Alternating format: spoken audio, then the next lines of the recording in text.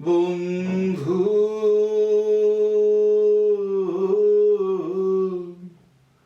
কই রইলায় রে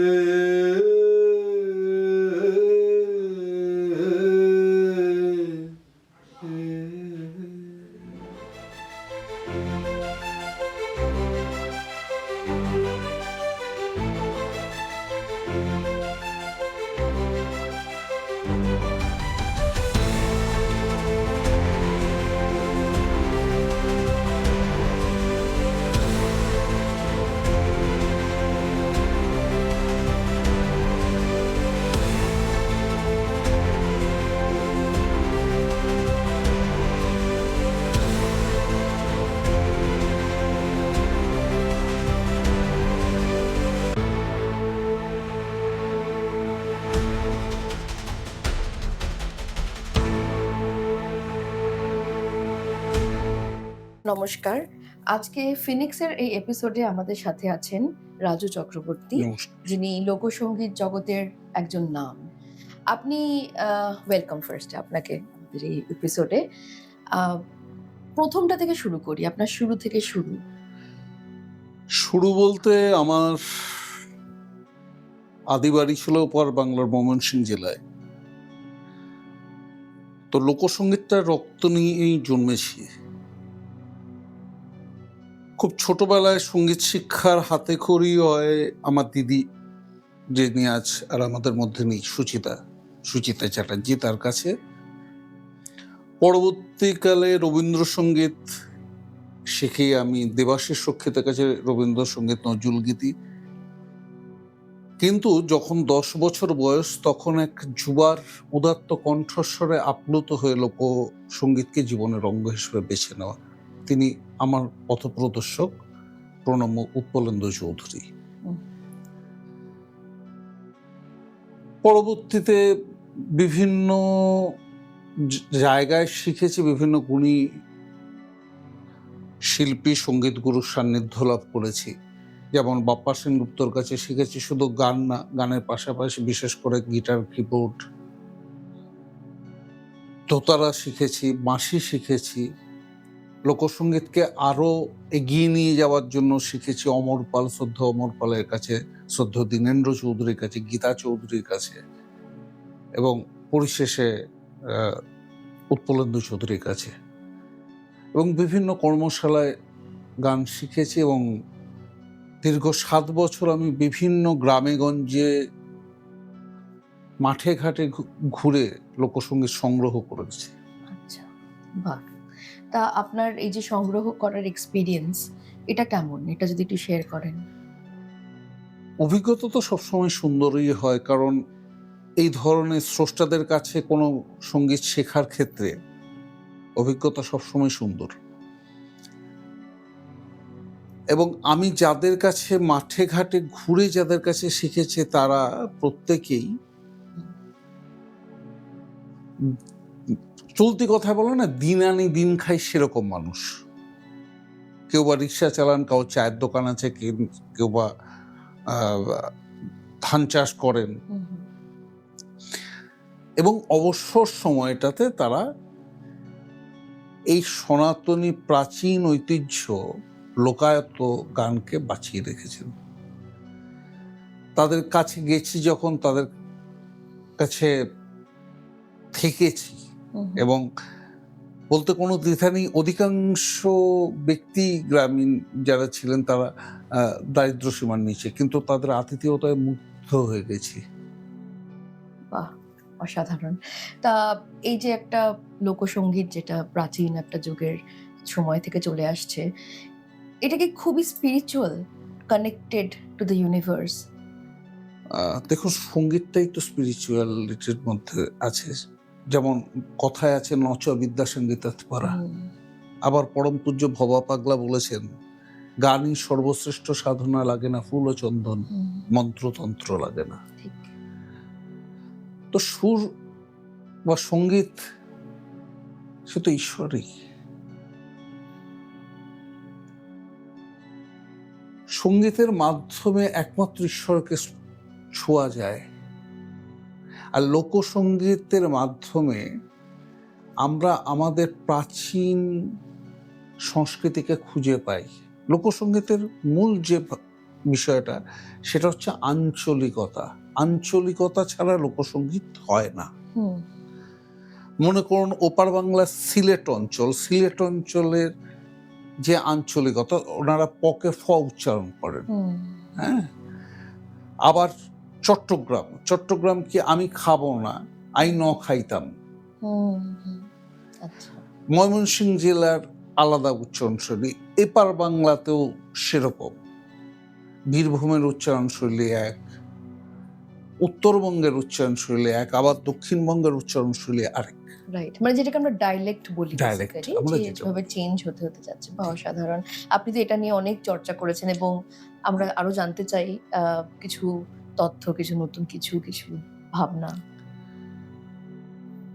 দেখুন, চর্চা এখনো করে যাচ্ছে। আমি নিজেকে সবসময় বলি যে আমি নিজে একজন লোকসঙ্গীতের ছাত্র হিসেবে শিখে চলেছি, এবং যতদিন ঈশ্বর পরমায়ু দেবেন ততদিন শিখে যাব।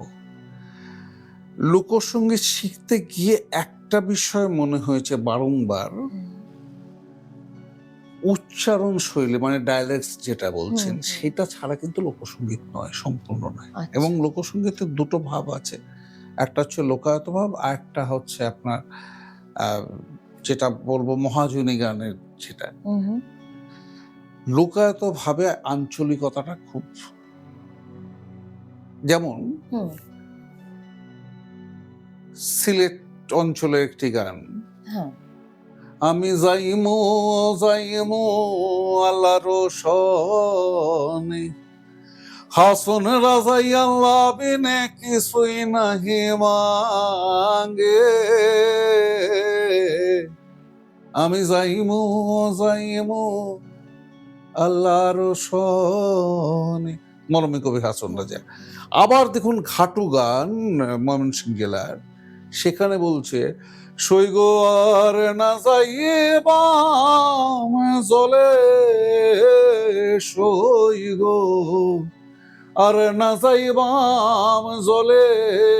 এই যে যাইমু আর যাইবাম, হুম হুম আমি যাব হ্যাঁ। আর যাইবাম, এই কথাটির অর্থ যাইব না, যাইবাম মানে যাব না আর কি। হুম, এই যে যাইবাম, এই আঞ্চলিকতাতে আমরা কিন্তু বুঝতে পারছি কোনটা সিলেট কোনটা ময়মনসিংহ। হুম, ঠিক। আশা করি বোঝাতে হ্যাঁ, পারলাম হ্যাঁ, আপনাকে। একদম বাকি সুন্দর। হ্যাঁ। এইটাই হচ্ছে, আপনি কোন অঞ্চলের গান লোকসঙ্গীতে সেটা কিন্তু তাদের ডায়ালেক্ট দিয়ে, কিন্তু মহাজনী গানের ক্ষেত্রে সেটা কি হয়, এত আচ্ছা। ছড়িয়ে যায়। মনে করুন লালন সাঁইজির শিষ্য তো শুধু কুষ্টিয়াতে ছিলেন না, অন্যান্য দিকেও ছিলেন। হুম, তারা আসছেন, তারা যখন আসছেন তারা তো তাদের আঞ্চলিকতা নিয়ে আসছেন, হুম, একদম সেটাকে বাদ দিতে পারছেন না। এরকম অনেক, মানে মহাজনী মানে কাঙাল হরিনাথ, ফিকির চাঁদি গান, যে গান আজ লুপ্ত প্রায়। আমি দুই লাইন শোনালে বুঝতে পারেন। এবং ফিকির চাঁদি গানের একটা গান খুব জনপ্রিয়তা লাভ করেছিল পথের পাঁচালী, শ্রদ্ধেয় সত্যজিৎ রায়ের চলচ্চিত্র পথের পাঁচালীতে। হরিদিন তো গেল সন্ধ্যা হলো, পার করো আমারে, হ্যাঁ। হরিদিন তো। এটা হচ্ছে একটা ফিকির চাঁদি গান, কাঙাল হরিনাথ। তো এবার কাঙাল হরিনাথের ফিকির চাঁদির দলে যারা আসছেন তারা তো শুধু তার আশেপাশের থেকে আসছেন না, তিনি হয়তো সুদূর বাংলা থেকেও যাচ্ছে, মানে সেই স্থানটা থেকে অনেক দূর থেকে আসছে, তিনি তো তার আঞ্চলিকতাটা নিয়ে আসছেন। এটাই মজা এটাই মজা। লোকসঙ্গীতের। বাহ বাহ, কি সুন্দর। আচ্ছা, এই যে আপনার এই অনুভূতি এবং এই চর্চার সূত্রে আপনার কি কখনো মনে হয়েছে যে আপনি কোনো সিক্রেট মেসেজ বা কোনো একটা এমন কিছু উপলব্ধি করেছেন যেটা একটা direct connection with the universe, কিছু একটা আপনার ব্যক্তিগত উপলব্ধি? দেখুন, আমার যদি বলেন ঈশ্বর দর্শন বলেন, আমার ঈশ্বর শ্রোতারা। আচ্ছা, বাহ। হ্যাঁ, কারণ আমি যখন জীবনের প্রথম মঞ্চে অনুষ্ঠান শুরু করি তখন সেই সালটি ছিল 1986 সাল। তখন আমার বয়স মাত্র 11 বছর। ওহ। আজকে 2025, আমার বয়স 50 বছর। তো সময়কাল নিশ্চয়ই আপনি বুঝতে পারছেন যে কতটা সময়কাল ধরে আমি এই জগতের সঙ্গে আছি। হুম। তার মধ্যে শিখেছি এবং মানে আমাকে এগিয়ে নিয়ে গেছে তো তারা যদি বলতেন শুনবো না গান, গান শুনবো না, আমরা গান শুনবো না, তাহলে নিশ্চয়ই আমার যাত্রা অনেক আগে থেমে যেত। হয়তোবা আপনারা যে আমন্ত্রণ জানাচ্ছেন সেটাও জানাতেন না। হুম। বাহ, খুব সুন্দর একটা মেসেজ, অ্যাবসলিউটলি। এমন কোনো মানুষের সাথে আলাপ হওয়া, দেখা হওয়া যেটা প্রচুর, প্রচুর, প্রচুর। মানে আমি যাদের কাছে শিখেছি তারা একজন বটবৃক্ষ সম ব্যক্তিত্ব। যেমন অমর পাল। প্রভাতী গানের এক কিংবদন্তি ব্যক্তিত্ব। শুধু তাই না, তার গান আজ বোধহয় সারা পৃথিবীর মানুষ জানেন। আমি কতই রঙ্গ দেখি দুনিয়ায়। হ্যাঁ? বাঙালি মাত্রই বোধহয়, বাঙালি শুধু না, যারা চলচ্চিত্র প্রেমী তারাও জানেন হ্যাঁ। তাদের কাছে। তাদের সম্পর্কে কি বলবো, তারা একটা বিশাল সমুদ্র, আমি তো সামান্য বালুকা কণা। তাদের সম্পর্কে বলার যোগ্যতা বা ধৃষ্টতা কোনোটাই আমার নেই। আমি বলি যে আমি ধন্য, আমি তাদের কাছে শিখেছি, এটা আমার জীবন ধন্য। গীতা চৌধুরী প্রথম ভারতের থেকে লোকসঙ্গীতের প্রথম প্রতিনিধি, মহিলা প্রতিনিধি, তার কাছে শিখেছে। গীতা পিসের কাছে যখন গান শিখতে যেতাম, গীতা পিসে বলতেন আইসস চাট গেয়া মানুষ ছিলেন, আইসস বস বস বস বস বস, বুড়বুড় করে চলে গেলেন। গিয়ে তুই লইট্টা খাইতে বলো, লইট্টা মানে লোটে মাছ, আমাদের পূর্ববঙ্গে চট্টগ্রামের মানুষরা খুব ভালো রান্না করে। গীতা পিসে লইট্টা রান্না করে আগে খা, তারপর গায়ে শিখবি। দীনেন্দ্র চৌধুরী আবার খুব গম্ভীর এক ব্যক্তিত্ব, মানে তার সামনে দাঁড়াতে, তার সঙ্গে আলোচনা করেছি তাত্ত্বিক বিষয়, মানে সম্যক পারদর্শী তাত্ত্বিক এবং প্রায় গানের বিভিন্ন বিষয়ে। ধামাইল গানের কত প্রকারের ধামাইল আছে, জল ধামাইল, ভোর ধামাইল, বন্দনা ধামাইল, বিচ্ছেদ ধামাইল, মিলন ধামাইল, ধামাইল গানের প্রকারভেদ, ভাটিয়ালি গানের প্রকারভেদ নিয়ে ঘন্টার পর ঘন্টা আলোচনা কাটত। উৎপলেন্দু চৌধুরীর ছায়া সঙ্গী ছিলাম, মানে তিনি শুধু প্রণম্য নির্মলেন্দু চৌধুরীর সুযোগ্য পুত্র নন, তিনি ভারতবর্ষ তো বটেই, বিভিন্ন ভারতবর্ষের প্রাদেশিক লোকসঙ্গীত ছাড়াও বিদেশি লোকসঙ্গীতের এক অমূল্য সম্ভার তিনি ছিলেন। তার কাছে মানে তার পরিবারের একজন সদস্য হয়ে গেছিলাম। হ্যাঁ, এরকম অসংখ্য মানুষ, শুধু লোকসঙ্গীতই বা কেন, মাধুরী চট্টোপাধ্যায়, সলিল চৌধুরী সে বিখ্যাত গান নিজেরে হারায়, উনি আমাকে ছেলে বলতেন। হ্যাঁ, বা কিছুদিন আগে একটি গান আমার প্রকাশিত হলো, প্রণম্য রামানুজ দাশগুপ্ত, উনি আমাকে ছেলে বলেন। মানে আমি খুব সৌভাগ্যবান যে আমার মতন একজন অতি সাধারণ মানের একজন ছাত্রকে সঙ্গীত জগতের এরকম বটবৃক্ষ সম ব্যক্তিত্বরা, ধীরেন বসু, কার নাম বাদ দেব বলুন? হ্যাঁ, ধীরেন জেঠু অসম্ভব স্নেহ করতেন আমাকে। এরকম অসংখ্য মানুষের নাম মানে বললে শেষ হবে না, হয়তো অনেকের নাম বাকি থেকে যাবে। এটা আমার জীবনে খুব পরম পাওয়া যে আমি তো খুব সাধারণ একজন মানুষ, এই অসাধারণ সঙ্গীত সাধক, সুরসাধক, সাধিকারা আমাকে আপন করে নিয়েছে। মানে ইটস অলমোস্ট লাইক ফিনিক্স আর কি। আমরা যখন একটা রাস্তা থেকে আর একটা রাস্তা খুঁজে পাই এবং এগোতে থাকি, সেই ঠিক ফিনিক্স পাখির মতন আর কি, অনেকটা নিজেকে আবার করে খুঁজে পাওয়া প্রত্যেক সময়। আপনার জীবনের একটা কোনো স্মৃতি, কিছু যেটা মনে পড়ে বা যেটা খুবই একটা ইম্পর্টেন্ট ল্যান্ডমার্ক? অসংখ্য, মানে এত বছরে একটা জার্নি তো, ৮৬ সাল থেকে ২৫ সাল, অসংখ্য ঘটনা, অসংখ্য। কিছুদিন আগের একটি ঘটনা বলি, কয়েক মাস আগে আমি সরিষা রামকৃষ্ণ মিশনে অনুষ্ঠান করতে যাই। সেখানে অসংখ্য ছাত্রছাত্রী আমাকে এমন হলো, মানে আপনারা জানেন রামকৃষ্ণ মিশনের নিয়ম হচ্ছে খুব ডিসিপ্লিন, ওয়েল ডিসিপ্লিন, তারা ঘড়ির কাঁটা দেখে দেখে তাদের সমস্ত কিছু চলে। আমার অনুষ্ঠান তাদের এত ভালো লাগে, ফুল লেন্থের একটা প্রোগ্রাম করার পর আমাকে আলাদা তারা ঘোষণা করেন যে আমাকে আলাদা আরো 1 ঘন্টা আমাকে গাইতে হবে। এইটা আমার কাছে খুব বড় পাওনা, এবং ছাত্রছাত্রীদের এবং মহারাজজিদের যে পেয়েছিলাম, উৎসাহ পেয়েছিলাম, যে এই অভিজ্ঞতা আমার পেশাদারি জীবনে এরকম ভাবে হয়নি। হয়তো এমন হয়েছে যে আরেকবার উঠে দুটো গান, কিন্তু পরপর এবং পরিপূর্ণ সাম্মানিক দিয়ে। প্রথমবারে গাইবার পর ছাত্রছাত্রীরা ছাড়তে চাইছে না, তখন মহারাজ মঞ্চে জানালেন যে উনি আবার গাইবেন এবং তোমরা যতক্ষণ চাইবেন ততক্ষণ গাইবেন। বাহ। তো আবার কি হলো, আবার স্টুডেন্টরা আরো চাইলো, ছাত্রছাত্রীরা এখানে বাহ। চিৎকার করে আরো হবে আরো হবে করতে গিয়ে ওরা আবার পড়লো যে আরো চাই আরো চাই। এবার মহারাজজিরা, আমি এটা দেখলাম যে কতটা তারা স্নেহশীল। মহারাজজিরা তাদের অনুরোধে সাড়া দিয়ে ঘোষণা করতে বাধ্য হলেন যে উনি আবার গাইবেন, তার জন্য ওনাকে আলাদা সময় দেওয়া হচ্ছে। এবং ভালো লাগার জায়গাটা এখানেই যে পরিপূর্ণ সাম্মানিক দিয়ে কিন্তু তারা আবার আমাকে মঞ্চে তুললেন। আমার পেশাদারি জীবনে এই ঘটনা এর আগে কখনো ঘটেনি।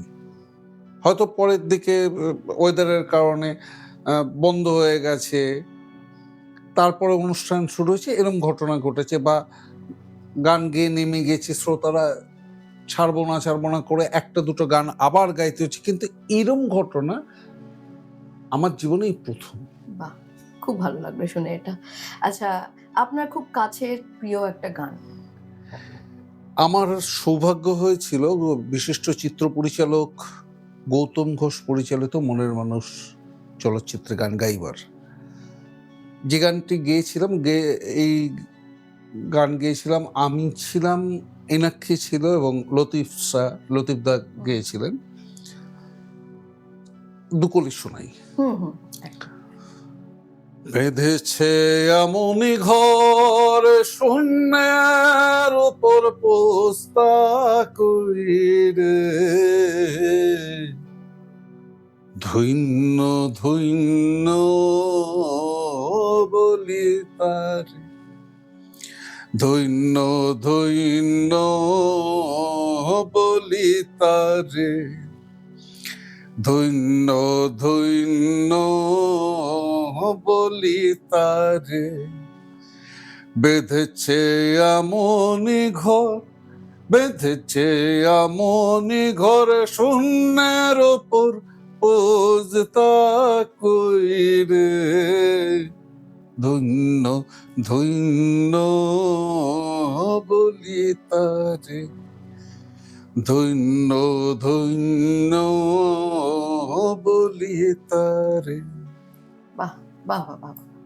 আচ্ছা, আমারও সৌভাগ্য, মানে আমাদের সবার, যে আজকে আপনাকে পেয়েছি এবং এমন কাছের থেকে শুনতে পাচ্ছি গান। আচ্ছা, আপনার স্কুলটার ব্যাপারে একটু কথা বলি। আপনি যে বাচ্চা, আমার স্কুল সেটি প্রতিষ্ঠা হয়েছিল 1996 সালে। আচ্ছা, মানে প্রথমে ছন্দনী নামে একটি সাংস্কৃতিক সংস্থা ছিল, পরবর্তীতে এটি একটা মিউজিক স্কুল হয়। এবং কয়েকটা বিষয় বলার, যে অনেক শিল্পী এখান থেকে, আমরা শিল্পী তৈরি কারখানা আমরা কখনোই বলি না, শিল্পী কখনো তৈরি করা যায় না। হ্যাঁ, এখানে অনেক ছাত্রছাত্রী, কৃতি ছাত্রছাত্রী বলা ভালো, যারা শিখেছেন তারা পরবর্তীতে সঙ্গীত জগতে বিরাজমান এবং স্বমহিমায় উজ্জ্বল। তারা বিভিন্ন বিষয়ের ওপর আপনাদের শুভেচ্ছায় আমি 12টা বাদ্যযন্ত্র বাজাতে পারি। এটা ঈশ্বরের আশীর্বাদ, আমার কোনো যোগ্যতা নেই। ঈশ্বর আমাকে দিয়েছিলেন এই শিক্ষা, আমি শিক্ষার চেষ্টা করছি, এখনো শিখছি। লোকসঙ্গীত বিষয়ে যে কাজটি আমি করছি সেটি হচ্ছে, সোশ্যাল মিডিয়াতে আমি রাজুর লোকগান নামে মানুষের কাছে পরিচিত। তো যেটা করা হচ্ছে সেটা রাজুর লোকগান folk culture and research institute একটা খোলা হয়েছে। যেখানে লুপ্তপ্রায় হারিয়ে যাওয়া লোকসঙ্গীতের সংরক্ষণ হবে, পাশাপাশি গানগুলোকে রক্ষা করার জন্য সেগুলো রেকর্ডিং করা হবে এবং এই গানগুলো মানুষের মধ্যে পৌঁছে দেওয়া হবে। বিভিন্ন এখন তো অনেক পৌঁছাবার অনেক মাধ্যম আছে, হ্যাঁ, সে মাধ্যমে পৌঁছে দেওয়া হবে অনেক হারিয়ে যাওয়া লোকগান, মহাজনী গান। বাহ, এটা আপনার বিশাল একটা কর্মকাণ্ড আর কি। হ্যাঁ, বাহ, অসাধারণ। আসলে গুরু ছাড়া শিষ্য হয় না, আর গুরুর বড় অবদান শিষ্যর জীবনে। এই যে আপনার দ্বারা যে এত মানুষ শিখছে, বাচ্চারা শিখছে, এটা তো শুধু তো গান নিয়ে এগোবো বলে অনেকে শিখছে না, কিন্তু এগিয়ে যাচ্ছে। আর গান, মিউজিক এমন একটা জিনিস যা আমি বুঝি, আমার বোঝাতে যা আছে, যে এগুলো সবই ইউনিভার্সাল একটা এনার্জি, এবং সেই এনার্জিটা একটা মানুষের লাইফকে প্রচন্ডভাবে এনহ্যান্স করে, তাকে অনেক দূর অব্দি পৌঁছে যেতে সাহায্য করে। তো সেখানে আপনি আবার বলবো বিশাল অবদান আপনার এখানে। এবং এই যে আপনার এই কাজটা যেটা আপনি করছেন, হয়তো এটা আপনার একটা প্রিডিস্টাইন্ড কাজ এই পৃথিবীতে, আপনি এটা রেখে যাবেন এবং অনেক মানুষ এটা দ্বারা উপকৃত হবে। তো এই কাজটা করার ইন্সপিরেশনটা আপনি কোথা থেকে পেলেন? মানুষ। আচ্ছা, বাহ। কাজই তো কাজ শেখায়, মানুষের সাথে মিশে। আজকে ভাবুন, প্রথম যখন আমি মঞ্চ অনুষ্ঠানে গান গাইতে গেছি, সেই সময় শ্রোতাদের যে হর্ষধ্বনি, করতালি, উৎসাহ, সেটা না পেলে তো এতদিন এগোতে পারতাম না। তারা যদি বলে এই নেমে যা, আর শুনবো না। আমার ওই দিন বোধহয় জীবনের শেষ দিন হতো। এত বছর ধরে তারা আমাকে বরদাস্ত করেছেন, তারা উৎসাহ দিয়েছেন, আরো চাই, আরো শুনবো। পণ্ডিত জয়ন্ত বোসের একটি কথা আমার খুব কাছে খুব প্রাণিধানযোগ্য মনে হয়, তুমি কি দিয়েছ? ঠিক ঠিক ঠিক। অর্ধশতবর্ষে এসে দাঁড়িয়ে এখন আমার অনেক কিছু দেওয়ার আছে। সঙ্গীত তো অনেক দিয়েছে, সত্যিই তাই। এত মানুষের ভালোবাসা, অর্থ, সম্মান, অনেক কিছু দিয়েছে। যে কয়দিন পৃথিবীর বুকে আছি, কিছু দিয়ে যাই না, একদম কিছুই পারবো না দিতে, কিছু রেখে যাই। আমি যেখানে শেষ করব, আমার পরবর্তী প্রজন্ম সেখান থেকে এগিয়ে যাবে। এরকম ভাবে চলতে থাকুক পরম্পরা। এটাই তো প্রোজেনি, একদম মানে এভলিউশন থেকেই বলে লাইফের। আর to give something to the humanity, এটা কিন্তু একটা সোল রিজন। আমাদের যারা ক্রিয়েটিভ আর্টিস্ট বলো বা স্পিরিচুয়ালি এনহ্যান্সড বলো, বা যাদের অ্যাওয়েকেনিং হয়েছে, যারা বুঝতে পারে, তাদের কিন্তু একটা সব থেকে ইম্পর্টেন্ট টাস্ক, কাজ, আর যেটা ভেতর থেকেই আসে, যে আমরা কিছু দিয়ে যাব। এরকম না যে আমরা নিজে থেকে এটা করছি, এটা কিন্তু একটা করার একটা বোধহয় কি বলবো অধিকার বলি, বা বলি আমাদের মধ্যে থেকে সেটা একটা হয়ে যায়।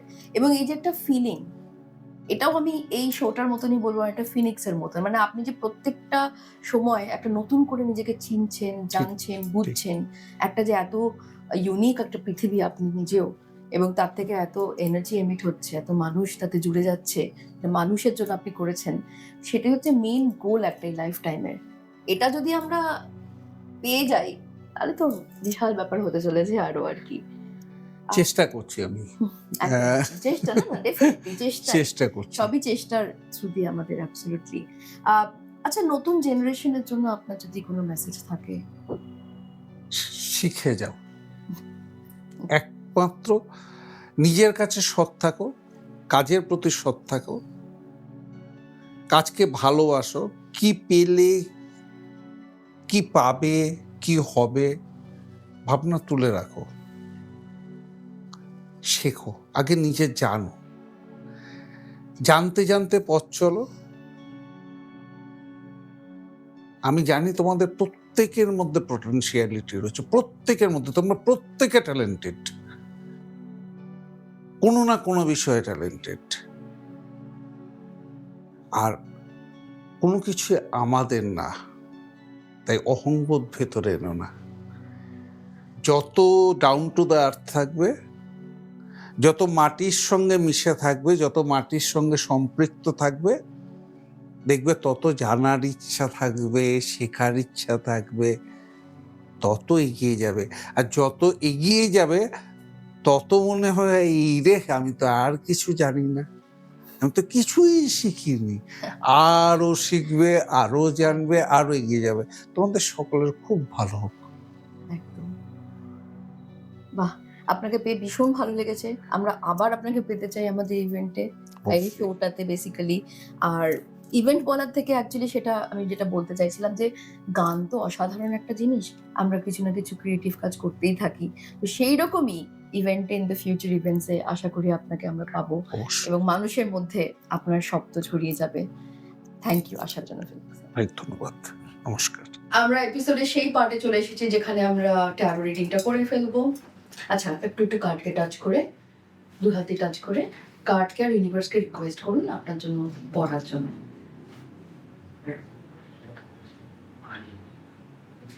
মেইনলি ট্যারো হচ্ছে ইউনিভার্সের এনার্জি, কার্ডের এনার্জি, মিডিয়াম মানে আমি আর আপনার এনার্জিতে একটা রিডিং হবে আর কি।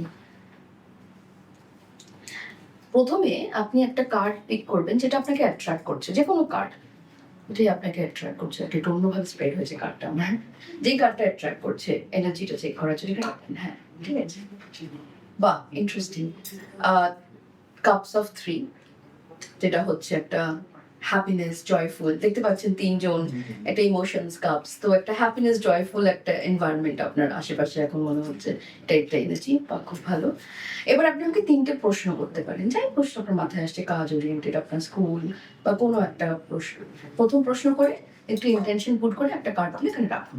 ফার্স্ট প্রশ্নটা করুন।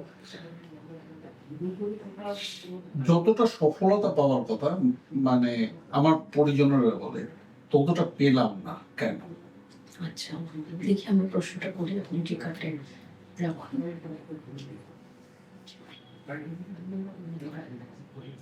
অ্যাকচুয়ালি কিং অফ পেন্টিকলস উঠেছে। ঠিকই বলেছেন আপনি যে, যে প্রশ্নটা আপনি করেছেন যে যতটা পাওয়ার কথা, তার মানে পাওয়ার কথা অনেক। কিং অফ পেন্টিকলস একটা সবথেকে টপ মোস্ট কার্ড। পেন্টিকলস মানে অ্যাবান্ডেন্স। তাহলে এখানে অনেক কিছু হতে পারে। একটা ইন্ট্রোস্পেকটিভ সেশনে আমাদের যেতে হবে, যেখানে আমরা বেসিক্যালি দেখবো যে আপনার রাস্তা যেগুলো আপনি চুজ করেছেন সেগুলো কোন রাস্তা আর কি ছাড়লেন। কারণ আমাদের কাছে অনেক সময় চয়েসেস থাকে তো লাইফে, এবং এটা হতে পারে যে অনেক সময় আপনি অপশনগুলো থেকে সেগুলো বেছে নিয়েছেন যেটা মানুষের জন্যই বেশি হচ্ছে, আপনার নিজের জন্য কম হচ্ছে। এবং অনেক সময় খুবই মানে হিউম্যান ওয়ার্ল্ডে কিছুই পজিটিভ নেগেটিভ তো নয়, মানে সবই নিয়ে চলতে হয় আমাদের। তো অনেক সময় এর হতে পারে নিজের জন্য কম করে আমি অন্যের জন্য করে দিলাম। তাতে কি হচ্ছে, একটা সময়ের পরে গিয়ে মনে হলো যে আমি যেখানে পৌঁছাতে পারতাম সেখানে আমি কিন্তু এখনো পৌঁছালাম না, বা অনেকে বলছে। কিন্তু আপনার ভিতর থেকে হয়তো এই ফিলিংটা পরে এসছে যখন সবাই বলছে। নিজে নিজের জন্য কোনোদিনই ভাবিনি, সবাই জীবনে। তবে রাজাকেও কিন্তু একটা লড়াই করতে হয়। মানে রাজাও কিন্তু অনেক সময় নিজের জন্য আগে ভাবে, তারপরে অন্যদের জন্য। এবং সেটাও একটা ভালো জিনিস। আবার সেটাও একটা অন্যরকমও হতে পারে যে না, আমি আগের পরের জন্য ভাবলাম। এটা নিয়ে আমরা একটু চর্চা করবো ডেফিনেটলি। তবে আপনি যখন বুঝতে পেরেছেন বিষয়টা, আমরা এটা নিয়ে একবার কথা বলবো। আপনি নেক্সট প্রশ্নটা করুন। প্রশ্নটা করুন আগে। শরীর, শরীর নিয়ে প্রশ্ন, যে শরীরটা খুব একটা ভালো যায় না এক এক সময়।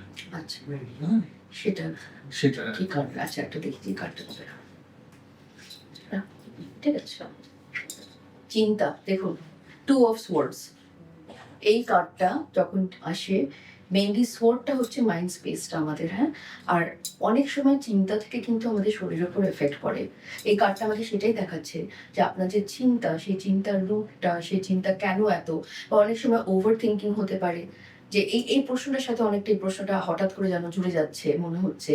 যে সবাই কিন্তু বলছে যে হ্যাঁ রে, তুমি তো আরো অনেক কিছু করতে পারতে। স্বাভাবিক, আপনার যা গুণ, যা আপনি করেছেন সমাজের জন্য, মানুষের জন্য, তাহলে আমাদের তো সেই মতন আপনাকে একটা জায়গায় দেখার ইচ্ছা হতেই পারে। এবং সেখান থেকে অনেক সময় অনেক রকম চিন্তা আসে, সেটা পরিবারের জন্য হতে পারে, নিজের জন্য হতে পারে, বা এই সিচুয়েশনটার জন্য যে তাহলে কি আমি আরো কিছু করিনি বা করতে পারি, হয়তো ওটার জন্য শরীরে একটা এফেক্ট করছে। আমাদের তাহলে একটুখানি চর্চা করে দেখতে হবে। আমরা ডেফিনেটলি একটা সেশন দেখবো যে কিভাবে আপনি এই ভাবনাগুলোকে একটু দূরে রেখে এগিয়ে যাওয়ার মতো। আর একটা প্রশ্ন করে তারপরে আগে প্রশ্ন। আচ্ছা, আগের প্রশ্ন, হ্যাঁ, প্রশ্নটা হচ্ছে যেটা আলোচনায় উঠে এসেছিল, যে ভবিষ্যৎ প্রজন্মের জন্য কি রেখে যাবে, আদৌ পারবো কি? একটা কার্ড যেটা এখন এটা অসাধারণ প্রশ্ন। Wheel of Fortune. পারফেক্ট। আমি যেটা ভাবছিলামই যে আপনি তো পারবেন, কিন্তু কার্ডটা যদি এরকম উঠেছে হুইল অফ ফরচুন, একদম পারবেন। মানে এটা আপনার করার জন্যই, ইটস হুইল অফ ফরচুন। এইটা যদি হয় তাহলে আমার এই দুটো নাম হলো হবে। এই কারণেই আপনার যদি এইটা হয় তাহলে, কারণ আমার এখন লক্ষ্য একটাই, রেখে যাবো কি। আপনি তো রেখে যাবেনই, সেটা তো উঠেছে। বাহ, তাই যেন হয়। খুব ভালো লাগলো কথা বলে, আরো কথা হবে। ধন্যবাদ। তারে ধরতে পারলে মনোবেরি, ধরতে পারলে মনোবেরি, দিতাম পাখির পায়,